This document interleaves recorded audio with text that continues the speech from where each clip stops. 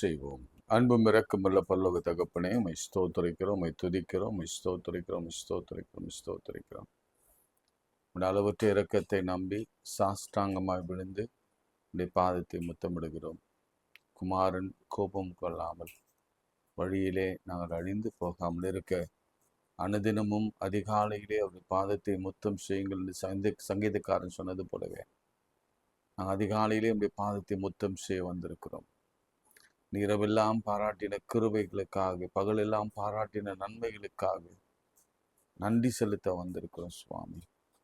ஆண்டவரே, எத்தனையோ பெரிய அதிசயங்களை செய்திருக்கிறேன், எத்தனையோ பெரிய நன்மைகளை பண்ணியிருக்கிறேன். ஆண்டவர், எங்கள் தேவைகளை சந்தித்திருக்கிறேன், எங்கள் வியாதிகளை மாற்றி இருக்கிறேன், எங்கள் பிரயாணத்திலே பாதுகாவலராக இருந்திருக்கிறேன்.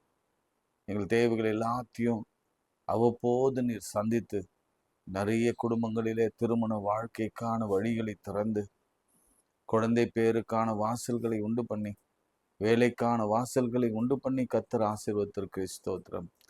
கடன்களை அடைக்கிற கிருபையும் கொடுத்திருக்கிற ஸ்தோத்திரம். இந்த வேளையிலும் கூட ஆண்டவரே, உன்னதமானவரின் மறைவில் இருக்கிறவன் சர்வ வல்லவரின் நிழலில் தங்குவான் என்ற வார்த்தையின்படியே நாங்கள் உம்முடைய நிழலிலே தங்குகிறோம். நீதிமான் ஓடி சுகமாய் தங்குவான் என்ற வார்த்தையின்படியே நாங்கள் சுகமாய் தங்க வந்திருக்கிறோம், தங்கி கொண்டிருக்கிறோம். கர்த்தர் இன்றைக்கும் வேண்டிய ஆகாரத்தை எங்களுக்கு தந்து, எங்களுக்கு வேண்டிய ஜீவனை மறுபடியும் புதுப்பித்து, எங்கள் ஆயுசு நாட்களை பூரணப்படுத்தி நன்மையும் கிருபையும் தொடர செய்யும்படியாக இயேசுவின் நாமத்தில் ஜெபிக்கிறோம் நல்ல பிதாவே, ஆமேன்.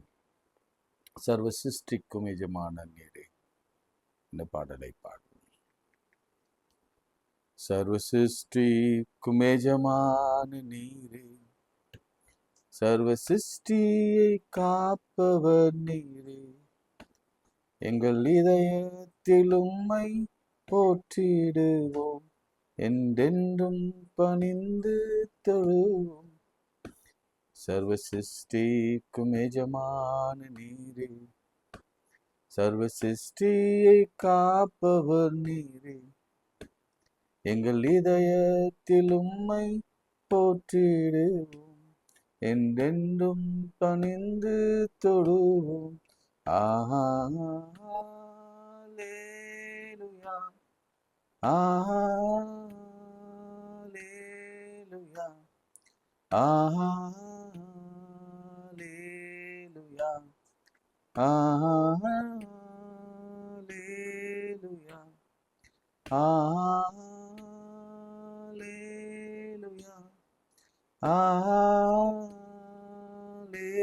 அல்லேலூயா,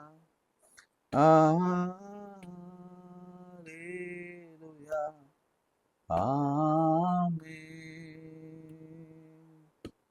வானம் பூமி ஒழிந்து போனாலும் உம் வார்த்தை என்றென்றும் மாறாதே.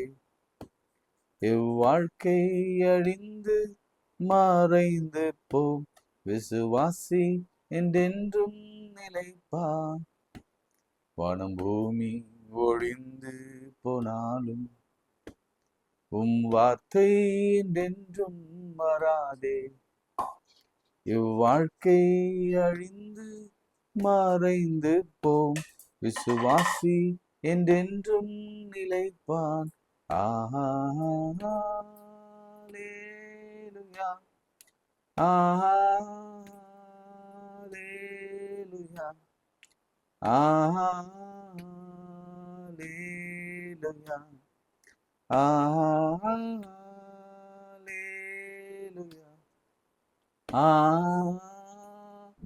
அல்லேலூயா, அல்லேலூயா, அல்லேலூயா, ஆமென். கர்த்தர் கிரியைகள் நாங்கள் கிருபை எங்கள் மேல் ஊற்றுவீரே. ஆவி ஆத்ம சரீரம் உன் சொந்தமே, அதை சாத்தான் தொடாமல் காப்பீரே. கர்த்தர் கரத்தின் கிரியைகள் நாங்கள் கிருபை எங்கள் மேலூற்றுவீரே. ஆவி ஆத்ம சரீரம் நம் சொந்தமே, அதை சாத்தான் தொடாமல் காப்பீரே. ஆஹா லேலுயா, ஆஹா லேலுயா, ஆஹா லேலுயா, ஆஹா லேலுயா, ஆஹா லேலுயா, ஆஹா லேலுயா, ஆஹா லேலுயா. ஆமென். எல்லா கைகளை உயர்த்தி அந்நாளை போல, ஆண்டவரே நீர் ஒரே ஒரு பிள்ளை கொடுங்க, அந்த பிள்ளை உமக்கு கொடுப்பேன். யோசுபாத்தை போல நிற்க பலன் இல்லை, என் கால்கள் தள்ளாடுகிறது சொல்லும் பொழுது கர்த்தர் நீ சொல்ல எழும்பி நெல் என்று சொன்னேன். Come on, stand. எலும்பு எலும்பு சீயோனே, வல்லமை தரித்து முடியாது என்று சொல்லாதே, நடக்காது என்று சொல்லாதே, நடுங்குகிறது என்று சொல்லாதே, இது இது தேவையற்றது என்று சொல்லாதே. கர்த்தர் அற்பமானவைகளை அற்புதமாய் மாற்றுகிறவர், அதிசயமாய் மாற்றுகிறவர், ஆச்சரியமாய் மாற்றுகிறவர். அவரால் செய்யக்கூடாத அதிசயமான காரியங்கள் ஒன்றுமில்லை. உனக்கு விரோதமாய் எத்தனையோ கூட்டம் கூடினாலும் அது உனக்கு எதிரான கூட்டம் அல்ல. என் தேவாதி தேவனுக்கு எதிரான, என் தகப்பனுக்கு எதிரான கூட்டம். நீ நின்று கொண்டு நான் அளிக்கும் ரட்சிப்பை என்று நீ பார்ப்பீர்கள். சுகவீனமா இருக்கிறவங்க தயவு செய்து எசேக்கியாவை போல மனம் நொந்து அழுங்க. சுவர் புறமாய் திரும்பி, ஆண்டவரே நாங்க உண்மையும் உத்தமமாய் இருக்கிறோம், இருந்தோம், இருப்போம் என்று அறிக்கையிட்டு அழுங்க. அப்போது கர்த்தர் நம்முடைய நாட்களோடு கூட 15 வருஷத்தை அவர் கூட்டி கொடுப்பார். அப்படியே தாவீதின் குமாரனே எனக்கு இறங்கும், தாவீதின் குமாரனே எனக்கு இறங்கும், என் இயேசுவின் நாமத்தினாலே நீங்கள் எதை கேட்டாலும் அதை தருவேன்னு சொன்னவர். திருமண வாழ்க்கையை கொடுக்க கர்த்தரால் மாத்திர முடியும். என் ஆண்டவர் தான் நடத்தி வைக்க முடியும். என் ஆண்டவரை கேளுங்க. குழந்தை பிள்ளைகள் கர்த்தரால் வரும் சுதந்திரம் கர்த்தர் கொடுப்பார். கர்த்தரால் வரும். நம்பிக்கையோடு திறந்த பார்வையோடு காத்திருங்க. கர்ப்பங்கள் திறந்து கர்த்தர் இப்பொழுதே ஒரு ஆசீர்வாதத்தை வைக்கிறார், ஒரு பொக்கிஷத்தை வைக்கிறார். கடன் இருக்கு, மலை போல் இருக்கு. நீங்க விசுவாசத்தோடு சொல்லுங்க, மலையே நீ பெயர்ந்த சமுத்திரத்திற்கு அப்புறம் சமுத்திரத்தின் ஆழத்திற்கு போ. கடனே நீ சமுத்திரத்தின் ஆழத்தில் போ. கர்த்தர் எனக்கான வாசல்களை, பரலோக வாசல்களை திறந்திருக்கிறார். இப்பொழுது நன்மையாய் முடியும், காரியங்கள் நன்மையாய் முடியும், ஜெயமாய் முடியும்.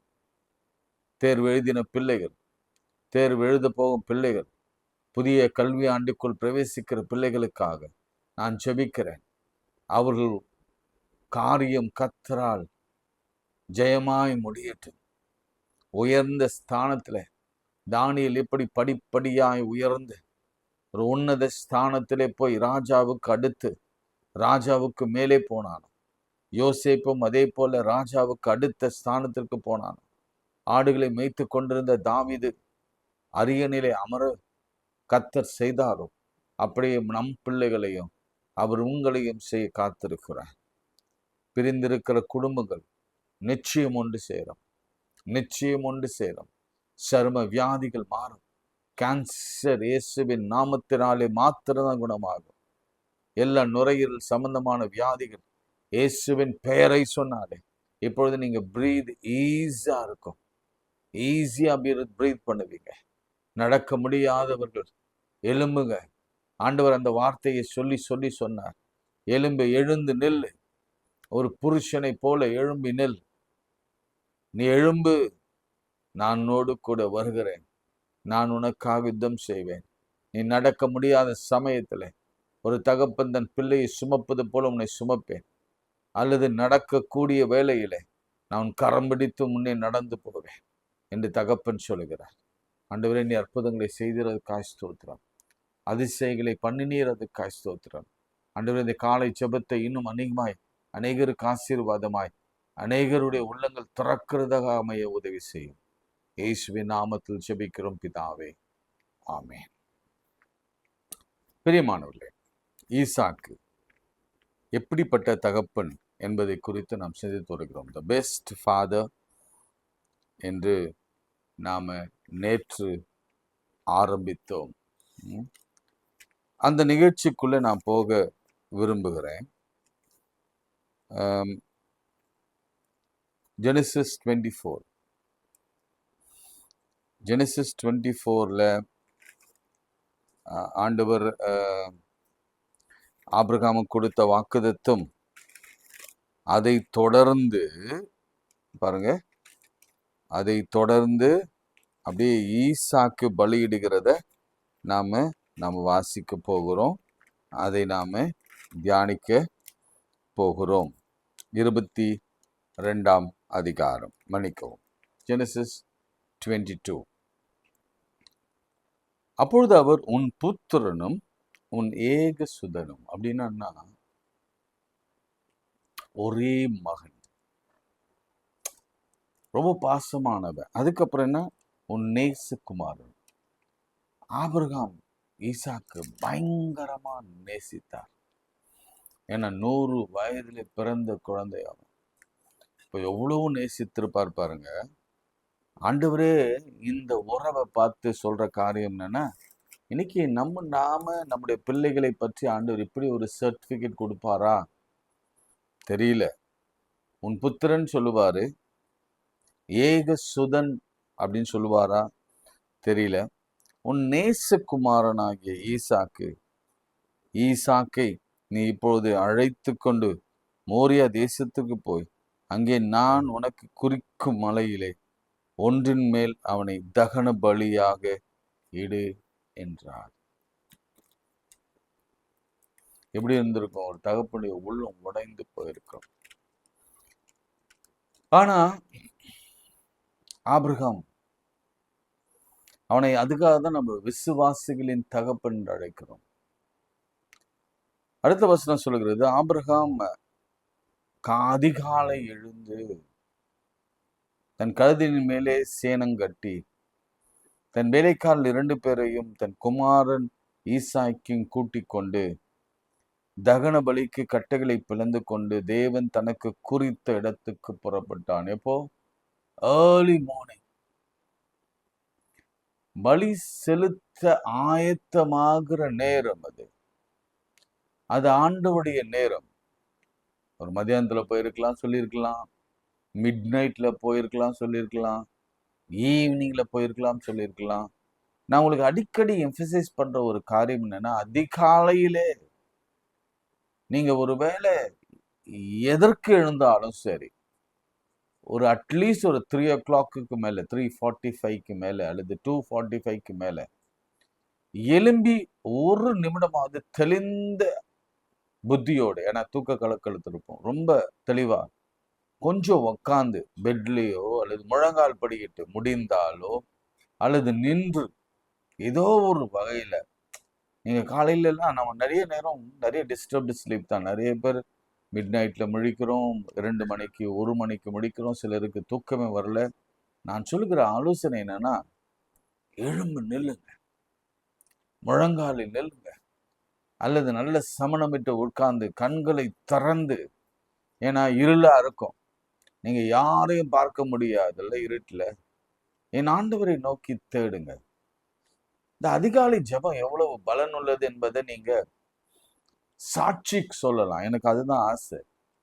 நீங்க இந்த கமெண்ட்லயோ அல்லது எனக்கு வாட்ஸ்அப்லயோ நீங்க எழுது, நான் அதிகாலையில ஜெபம் பண்ண ஆரம்பிச்சதுல இருந்து, நான் இப்போன்னு சொல்ல வரல, உங்க சின்ன வயசுல இருந்து நீங்க அதிகாலை ஜெபம் பண்ணி கொண்டிருப்பீங்க, குடும்பமாக பண்ணி கொண்டிருப்பீங்க, வேதம் வாசித்து பாடல் பாடி ஜெபம் பண்ணி கொண்டிருப்பீங்க. அதனாலே நீங்கள் பெற்றுக்கொண்ட நன்மையை கொஞ்சம் எனக்கு எழுதி அனுப்புங்க. ஏன்னா இது அநேகருக்கு இந்த செய்தி சொல்லப்பட வேண்டும். ஏன்னா நிறைய நேரம் நம்ம இந்த ஏர்லி மார்னிங் ஸ்லீப்பை தான் விரும்புகிறோம். நல்லது. நம்ம என்ன செய்யணும்னா நம்முடைய வாழ்க்கையை கொஞ்சம் மாற்றி அமைக்க வேண்டும்.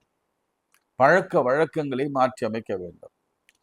இந்த 12-1 மணிக்கு படுக்கிறதெல்லாம் விட்டு இந்த 9 மணிக்கு மேலேயே படுக்க ஆரம்பித்து 7 மணிக்குள்ளார அல்லது 6 மணிக்குள்ளார டின்னரை முடித்து விட்டு நம்ம ஒரு 9 மணிக்கெல்லாம் பெட்டுக்கு போயிட்டு நல்லா ஜெபம் பண்ணிட்டு ஒரு 1/2 மணி நேரம் நம்ம படுக்க ஆரம்பிச்சோன்னா ஏர்லி மார்னிங் கண்டிப்பாக நல்ல ஒரு ஜெப வேலை நமக்கு கிடைக்கும்.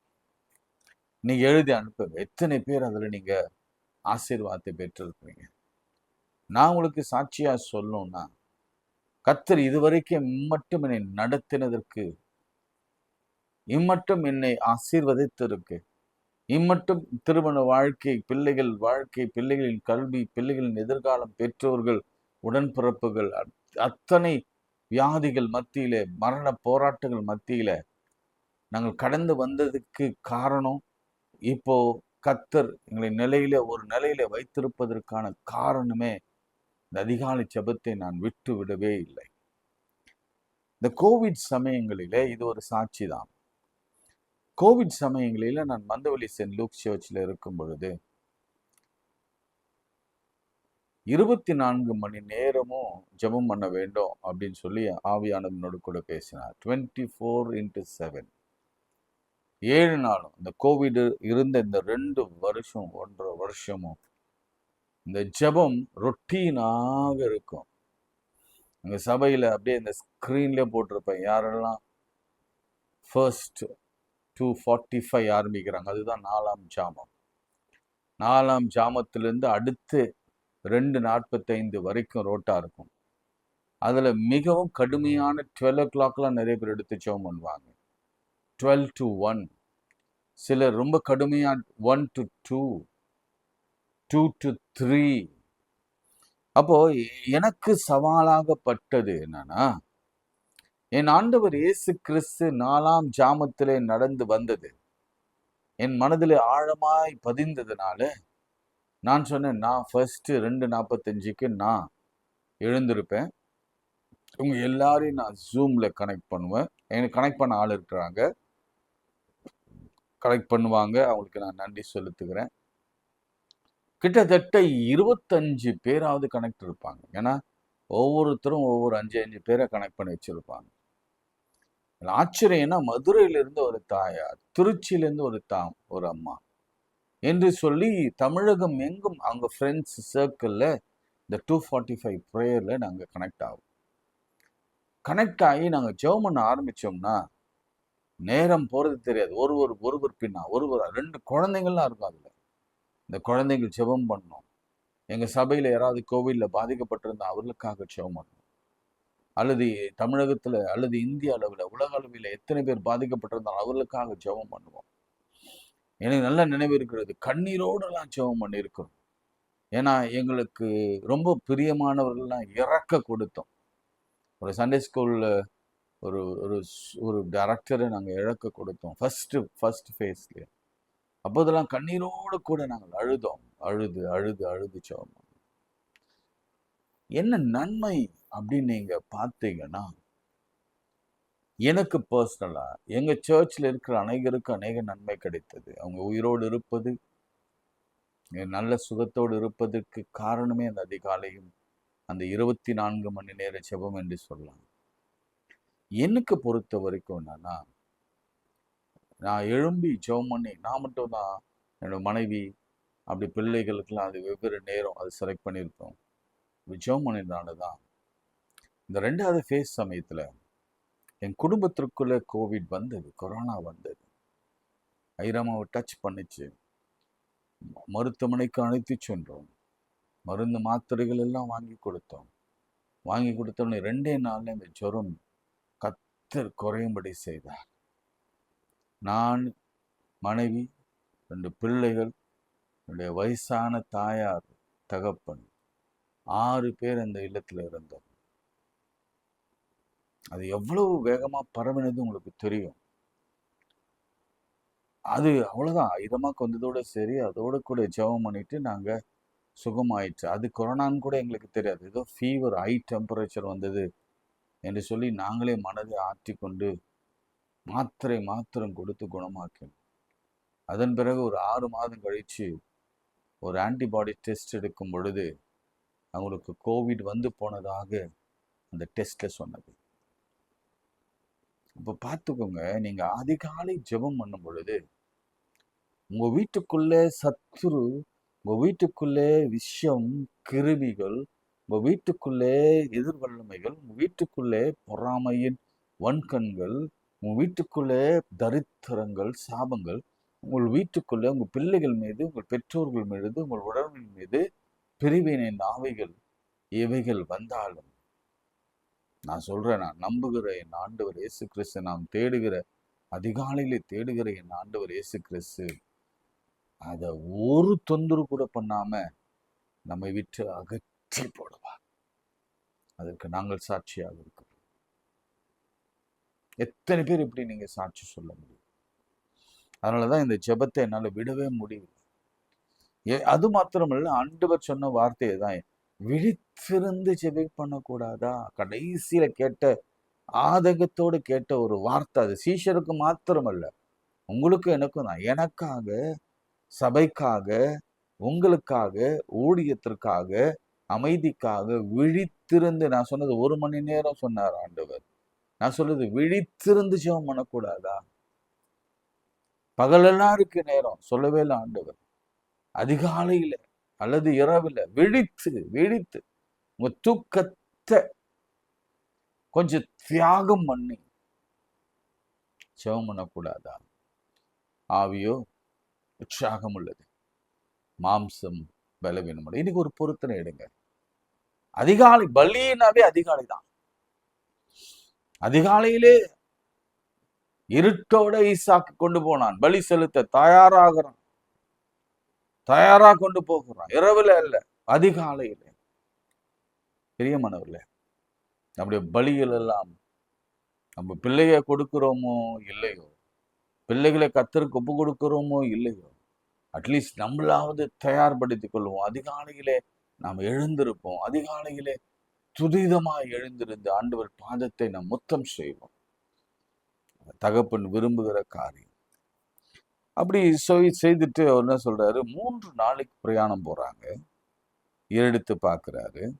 இப்போ ஆபிரகாம் சொன்னதை நான் வாசிக்கிறேன், 5ஆம் வசனத்தை. அப்பொழுது ஆபிரகாம் தன் வேலைக்காரரை நோக்கி, நீங்கள் கழுதையை நிறுத்தி இங்கே காத்திருங்கள், வெயிட் ஃபார் அஸ். நானும் பிள்ளையாண்டானும் அவ்விடம் மட்டும் போய் தொழுது கொண்டு, என்னவா, வர்ஷிப் பண்ணிட்டு. பலி செலுத்துவது என்பது என்ன தெரியுமா? வர்ஷிப் என்பது. வர்ஷிப் என்பது என்ன? ஆராதனை செய்வது. ஆராதனை என்பது என்ன? பாடல் பாடி தேவனுடைய நாமத்தை மகிமைப்படுத்துவது. இதெல்லாம் நம்ம செய்யலைன்னா நம்மளுக்கு எப்படி ஆசீர்வாதம் வரும்? ஒரு நாளைக்கு எத்தனையோ சினிமா பாடல்களையும் எத்தனையோ சினிமா பாடல்களை கேட்கிறோம், அல்லது வேறு விதமா பாடல்களை கேட்கிறோம். ஆனா நம்முடைய காலட்யூன்ல கூட கிறிஸ்துவ பாடல்கள் இல்லையே, ஹம் பண்றது இல்லையே, வர்ஷிப் பண்றது இல்லையே. வர்ஷிப் பண்றப்போ வர்ஷிப் பண்றவங்க எப்படி இருப்பாங்க தெரியுமா? இவனை மாதிரி தான் இருப்பாங்க. கான்ஃபிடென்ட்டா இருப்பாங்க, நம்பிக்கையோடு இருப்பாங்க. என்ன கான்ஃபிடென்ட்? நல்ல கவனிங்க, இந்த வசனத்தை நல்ல கவனிங்க. பலி செலுத்த போறான். போனா திரும்பி வரும் பொழுது யார் தான் வருவா? ஆபிரகாம் மாத்திரம்தான் வர முடியும். ஈசாக்கு அங்கே நரபலியாக ஒப்பு கொடுக்கப்படுவான். கரெக்டா? தலை வேறு, கால் வேறு, தலை வேறு, உடல் வேறு, அங்கே படுத்து கிடப்பார் அவர். இல்லை, அவ்வளோதான், அவர் அடக்கம் பண்ண வேண்டியதுதான். ஆனா ஒரு வர்ஷிப் லீடர் சொல்லுவான், நான் பலி செலுத்த போறேன், ஆனாலும் நான் போனேன்னா, நான் பிள்ளைகளோடு போனேன்னா, நான் என் குடும்பத்தோட ஆஸ்தியோட போனேன்னா நான் எப்படி வருவேன்னா பாருங்க, அவ்விடம் மட்டும் விட்டு போய் நாங்க உங்களிடத்தில் திரும்பி வருவோம். ஆமென் சொல்லுங்க. வரும். என்ன ஒரு கான்ஃபிடென்ட் பாருங்க. மனைவி இடத்துல சொல்லல, பிள்ளைய கொண்டு போறோம்னு சொல்லி, ஈசாக்கு இடத்துல சொல்ல உன்னை வெட்ட போறோம்னு சொல்லி, ஆனா வேலைக்காரனிடத்துல நம்பிக்கையோட சொல்கிறார். என்னன்ட்டு, நாங்க போய் தொழுது கொண்டு திரும்ப வருவோம். என்ன நம்பிக்கை? என் ஆண்டவர் நான் வெட்டி போட்டாலும் யோபு சொல்வான், என்னை கொன்று போட்டாலும். இங்க ஆபிரகாமுடைய வாழ்க்கையில நான் அவனை வெட்டி போட்டாலும், தலையை 2 துண்டா வெட்டி போட்டாலும், அடுத்த நிமிஷம் தலையை சேர்த்து வைத்து அவனை என்னை உயிரோடு கூட அனுப்புவார் என்ற ஒரு நம்பிக்கை இருந்திருக்க வேண்டும். இல்ல வேற என்ன நம்பிக்கை இருந்திருக்கும் நீங்க சொல்லுங்க பாப்போம். நாங்க திரும்ப வருவோம். உங்களுக்கு அந்த நம்பிக்கை இருக்கா? அதிகாலையில் எழும்புகிற ஜெபிக்கிற பிள்ளைகளுக்கு நான் சொல்றேன், நீங்க போன காரியம் நல்லபடியா நடந்து முடிந்து நீங்க திரும்ப சந்தோஷத்தோடு வருவீங்க. ஆண்டவர் அப்படிதான் நம்மை நடத்துவார். நம்பிக்கையோடு இருங்க. நம்பிக்கையை விட்டுறாதீங்க. எனக்குமே நம்பிக்கை இல்லாத வார்த்தைகளை பேசாதீங்க. இது எனக்கு கிடைக்கும், வீடு கிடைக்கும், திருமணம் நடக்கும், இந்த காரியம் நடக்கும், இந்த காரியம் கர்த்தரால் நடந்தது, கண்டிப்பாக நான் கைப்பிடிப்பேன், குழந்தை பேரு உண்டாகும். ஆபிரகாமுக்கு தெரியும், தேவனால் கூடாத காரியம் அவர் சர்வ வல்லவர் என்று தெரியும். அவர் சொன்ன வாக்குத்தத்தங்கள் ஒன்றும் தரையில் விழுவாது அவருக்கு தெரியும். அவர் சொன்னார், ஈசாக்கை கொண்டுதான் அவனை ஆசீர்வதிப்பேன்னு சொன்னவர் இந்த டெஸ்ட்ல இருந்து என்னை வெளியே கொண்டு வருவார். ஈசாக்கு ரெஸ்பான்ஸ்லாம் கூட பார்க்கலாம். நான் எனக்கு நேரம் இருக்கான்னு தெரியல, பார்ப்போம். ஆபிரகாம் தகனபலி கட்டைகளை எடுத்து தன் குமாரனாகிய ஈசாக்கின் மேலே வைத்தான். இப்ப பாருங்க, பாவம், சாக போறவன் கையிலேயே கட்டையை கொடுத்து, அவன் கையிலேயே கத்தியை கொடுத்து அவனையே கொலை பண்ண சொல்ற மாதிரி இருக்குல்ல. எனக்கு அந்த தாவீது ஊரியா கதை தான் ஞாபகம் வருது. அந்த ஊரியா கிட்டேயே லெட்டர் கொடுத்து உரியாவை முன்னாடி நிற்க வச்சு அவர் கொன்றுங்கன்னு சொல்ற மாதிரி இருக்கு. அந்த மாதிரி தான் இவங்க ஈசாக்கு மேல வைத்து கையிலே நெருப்பையும் கத்தியும் எடுத்துக்கொண்டான். இருவரும் கூடி போனார்கள். அந்த வார்த்தை கூடி போனார்கள் என்பதை நீங்க கொஞ்சம் எம்பசைஸ் பண்ணி படிக்கணும். என்ன பண்ணணும்? கொஞ்சம் கண்ணாடி போட்டு பெருசா வச்சு படிக்கணும். ஏன்னா இந்த இந்த நிமிடம் வரைக்கும் ஈசாக்கு அப்பாவை முழுசா நம்பலாம். அப்பா எதுக்கோ கூட்டு போறாரு, பலி செலுத்த கூட்டு போறாரு அப்படின்னு ரொம்ப முழு நிச்சயமாய் அப்பாவை நம்பினான். நான் சொல்றேன், இந்த அப்பாவை நம்புகிறவங்க எல்லாம், அப்பாவை கனம் பண்ணுகிறவங்க எல்லாம், அப்பா பேச்ச தள்ளாமல் இருக்கிறவங்க எல்லாம் கர்த்தர் ஈசாக்கை போல ஆசீர்வதிப்பார். அப்பாவை கனவீனப்படுத்துறவங்க, அம்மாவை கனவீனப்படுத்துறவங்க, அவங்களை அசட்டை பண்ணுகிறவங்க வாழ்க்கை ரொம்ப மோசமாய் போகிறது என்பதை நான் அனுபவத்தில் அணிந்திருக்கிறேன், திருமறையிலும் அடைந்திருக்கிறேன். அதனால அன்பு பிள்ளைகளே, அல்லது வாலிப பிள்ளைகளே, அல்லது திருமணமானவங்களை, வயது ஆனாலும் சரி, அவங்கள அசட்ட மாத்திரம் பண்றாதீங்க. அவங்க சொல்றதெல்லாம் சரியாகத்தான் இருக்கும். அதே போல இன்னொரு விஷயம், கூடி வாழ கத்துக்கொள்ளுங்க. ரைட், அடுத்த விஷயம் போலாம் வேகமா. இப்ப ஈசாக்கு தகப்பனின் அங்கேயே ஆபிரகாமை நோக்கி, என் தகப்பனே. அதற்கு அவன் கொஞ்சம் டவுட் வந்தது. என் மகனே, இதோ இருக்கிறேன் என்றான். அப்போது அவன், இதோ நெருப்பு கட்டை இருக்கிறது, தகனபலிக்கு ஆட்டுக்குட்டி எங்கே என்றான். ஆபிரகாம், என் மகனே, தேவன் நமக்கு தகன பலிக்கான ஆட்டுக்குட்டியை பார்த்து கொள்வார். நான் விசுவாசம் இல்லை, விசுவாசமா இல்ல பிள்ளையும் வாய அடைக்க அவர் சொன்ன ஒரு வார்த்தையா என்று தெரியாது. ஆனாலும் நம்ம அதை விசுவாசிக்கிறோம். அப்புறம் இருவரும் கூடி போனார்கள். திரும்பவும் பைனாக்குலரை போட்டு கூடி போனார்கள். படிங்க, இன்னும் டவுட் வலுக்குது. ஆனாலும் அப்பாவை நம்பி கூட போனான்.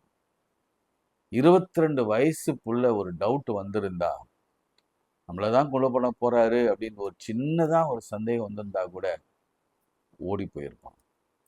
இங்க பாருங்க, இன்னொன்னு சொல்ல வர, நல்லா கவனிங்க. வந்தாங்க, பலிபீடத்தை உண்டாக்கினாங்க. அவன் தான் பலிபீடத்தை உண்டாக்கினான். கட்டைகளை அவன் தான் அடுக்கினான். 2 பேரும் சேர்ந்து அடுக்கினாங்க. குமாரனாகி ஈசாக்கை கட்டி அந்த பலிபீடத்தை அடுக்கி கட்டில் மேல் வைத்தான். இது ரொம்ப இது கொஞ்சம் படிங்க பார்ப்போம். கொஞ்சம் படிங்க, ரொம்ப கொஞ்சம் படிங்க. ஒரு 20 வயசு பையன் வச்சுக்கோங்களேன். நான் 22ன்னு சொல்றேன். உங்களுக்கு நீங்க ஆய்வு பண்ணுங்களேன், எத்தனை வயசா இருக்கும் ஈசாக்குன்ட்டு. சொல்லுங்க, 16, 13, 15, 22. நான் சொல்றது சரியா இருக்கணும் இதுவும் அவசியம் இல்லை. நீங்க பார்க்கணும், நீங்க பார்க்கணும். 22 வயசு பையனுடைய கையை கட்டி, கற்றவர் யார் தெரியுமா? யாரு? 120 years old ஆபிரகாம். அதை கட்ட அவன் ஒத்துக்கிறான். கட்டும் பொழுது அழுதானா? கட்டும்போது திமிரினானா? கட்டும்போது உதறினானா? சொல்லப்படவில்லை. ஆனா அவன் சொன்ன ஒரு வார்த்தை இருக்கு. நான் அதை உங்களுக்கு கடைசியில அதை காட்டிட்டு நான் ஜெபிக்க விரும்புகிறேன். பின்பு ஆபிரகாம் தன் குமாரனை வெட்டும்படி தன் கையை நீட்டினான். கடைசி நிமிடம் வரைக்கும் போது இந்த ஸ்டோரி.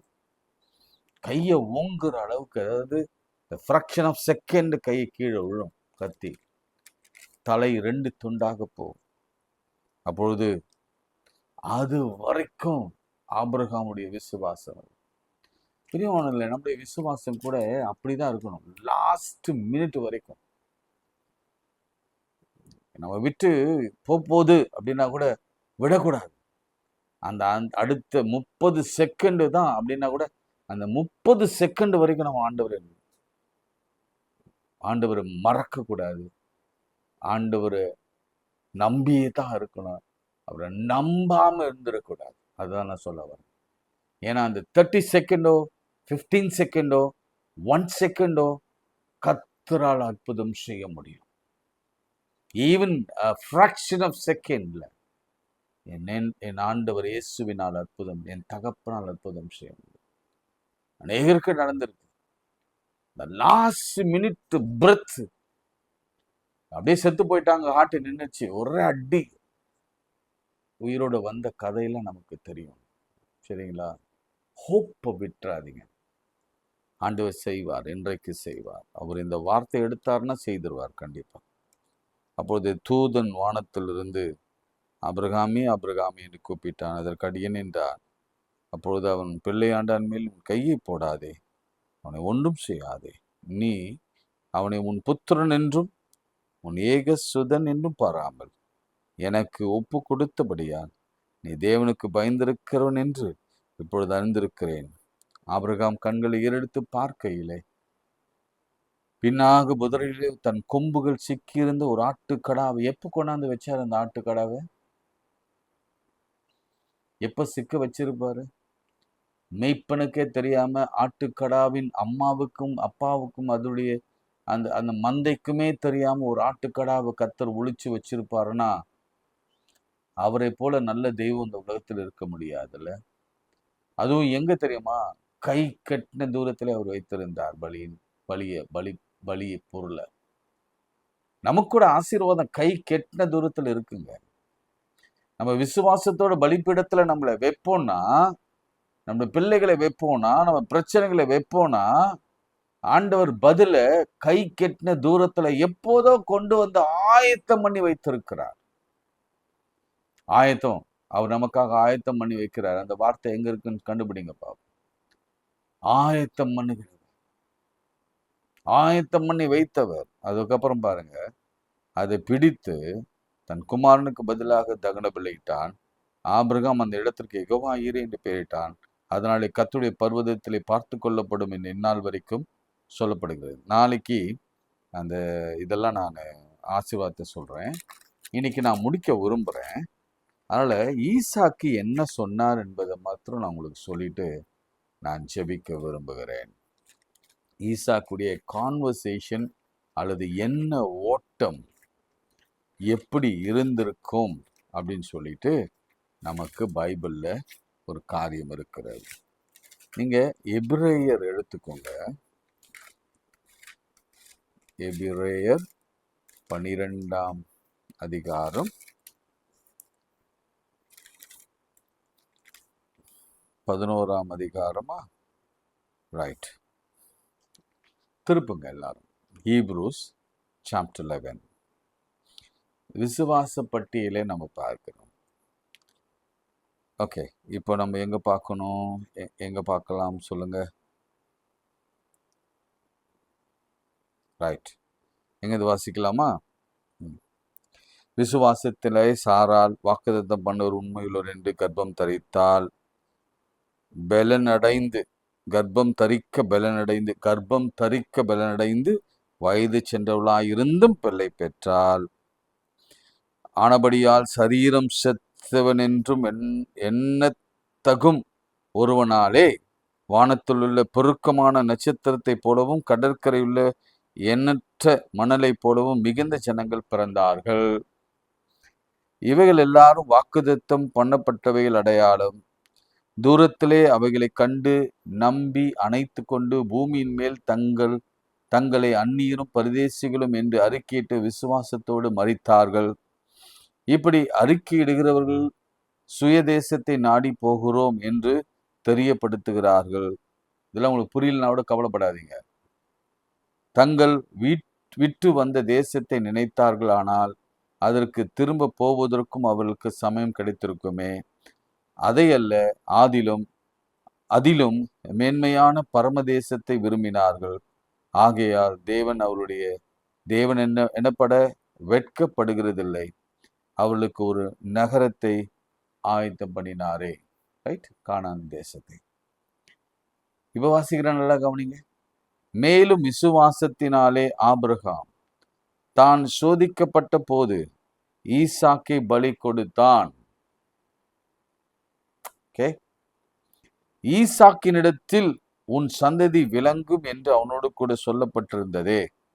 இப்படிப்பட்ட வாக்குத்தத்தங்களை பெற்றவன் மரித்தோரிலிருந்து எழுப்ப தேவன் வல்லவர் என்று எண்ணி தனக்கு ஒரே பேரானவனையே பலியாக ஒப்பு கொடுத்தான். மரித்தோரிலிருந்து அவனை பாவனையாக திரும்ப பெற்றுக்கொண்டான். விசுவாசத்தினாலே ஈசாக்கு வருங்காலத்தை குறித்து யாக்கோபை ஆசீர்வதித்தான். பாருங்க, செத்தாலும் நான் உயிரோடு வருவேன், என் மகன் உயிரோடு வருவான் என்பதை பற்றி இங்க சொல்லப்பட்டிருக்கிறது. இன்னொரு வசனம் நினைவு இருக்கிறது, அது எங்க இருக்குன்னு தெரியல. ஈசாக்கு சொல்லுவான், புழுதியிலிருந்து கூட கர்த்தர் உயிரை கொண்டு வர முடியும். ஏன்னா நம்ம எல்லாமே டஸ்ட் தான், எல்லாம் டஸ்ட். இப்போ ஈசாக்கும் நம்பினான், ஆபிரகாமும் நம்பினான். அதனாலதான் பயப்படாம பலிபீடத்துல ஈசாக்கு படுத்தான். ஆபிரகாம் கையை ஓங்கினான், கத்தியை ஓங்கினான். காரணம், அவர் உயிர்த்தெழ செய்வார். உயிர்த்தெழுடைய நம்பிக்கை எங்க இருக்கு பாத்தீங்களா? ஆபிரகாமிலே இருக்கிறது. நம்ம இப்பெல்லாம் பயப்படுறோமே, சாவுக்கு பயப்படுறோம், மரணத்துக்கு பயப்படுறோம், எல்லாத்துக்கும் பயப்படுறோம். இந்த வியாதி வந்தா பயப்படுறோம், இது நடக்கலைன்னா பயப்படுறோம், அப்படி பயப்படுறோம். இப்படி பயப்படாது. உயிர்த்தெழ செய்கிற என் ஆண்டவர் நம்மோடு கூட இருக்கிறார். அவர் நம்மை எல்லாவற்றையும் பார்த்து கொள்வார். அவரை விசுவாசிக்கிற பொழுது யெகோவா ஈரே வாழ்வு, அவர் நமக்காக காரியங்களை வாய்க்க செய்வார். நான் விசுவாசிக்கிறேன், நல்ல தகப்பனாக ஆபிரகாமும், நல்ல தகப்பனாக மகனாக ஈசாக்கும் இருந்தார்கள். அதனாலதான் இன்றும் பேசப்படுகிறார். சோமனோமா, இப்படியாவது இந்த குவாலிட்டியில நம்ம யாராவது இருக்கிறோமா, அல்லது நாம இருக்கணும் அப்படின்னு சொல்லி நீங்க சோமன. அட்லீஸ்ட் நான் ஆபிரகாமில கொஞ்சமாவது நான் இருக்கணும், ஈசாக்கிலே 50% இருக்கணும், ரெபேக்கானிலே ஒரு 30% இருக்கணும், சாராளிலே ஒரு 50% இருக்கணும். டோட்டலா என் ஆண்டவரை நம்புவதிலே 100% நான் இருக்கணும். அங்கங்க 25 எடுத்து என் ஆண்டவரை நம்புவதிலே 100%. சரீரம் செத்து போன சாராளுக்கு குழந்தை, சரீரம் செத்து போன ஆபிரகாமுடைய சந்ததி, ஈசாக்கு, அவன் வாழ்க்கை டிஃபரண்ட். ஜெபம் செய்வோம். அன்பும் இரக்கமுள்ள பரலோக தகப்பனே, மனமகிழ்ச்சியான இந்த வேலைக்காக நன்றியோடு ஸ்தோத்திரிக்கிறோம். நீர் பேசிய நம்முடைய வார்த்தைகளுக்காக நன்றி ஆண்டவரே. அதிகாலையில் உம்மை தேடுகிறவர்கள் வெற்றி அடைவார்கள். அவங்க மரண இருளின் பள்ளத்தாக்கிலே நடந்தாலும் தேவரீர் அவர்களோடு கூட என்னோடு கூட இருக்கிறேன். எல்லாவற்றையும் பார்த்து கொள்கிற கர்த்தர். அந்த ஃப்ராக்ஷன் ஆஃப் செகண்ட்ல சகலத்தையும் தலைக்கீழாக மாற்றுகிற ஆண்டவர். இன்றைக்கும் திருமணமாகாத, குழந்தை இல்லாத, வேலை இல்லாத, கடுமையான கடனோடு இருக்கிறவர்களுக்கு இம்மீடியட்டாக மாற்றி அமைத்துப்பார். இந்த கையை ஓங்கி பரலோகத்துக்கு நேராக நீட்டி கீழே இறக்குற நேரத்திற்குள்ளாக இந்த சினாரியோ சீன் மாறட்டும் இயேசுவின் நாமத்தினால். இன்று நடக்கட்டும் இயேசுவின் நாமத்தினால். கர்த்தருடைய தூதன் இறங்கி வரட்டும் இயேசுவின் நாமத்தினால். எல்லா மரண பயங்களும், எல்லா கேன்சரும், எல்லா குழந்தையின்மையும் இயேசுவின் நாமத்தில் ஒரு அதிசயத்தை காணட்டும். வேலைக்கான வாசல் திறக்கப்படட்டும். உயர்வுக்கான வாசல் திறக்கப்படட்டும். மாறுதலுக்கான வாசல் திறக்கப்படட்டும். எங்களுக்கு விரோதமாய் எழும்புகிறவர்கள் இல்லாமலே போகட்டும் இயேசுவின் நாமத்தில்.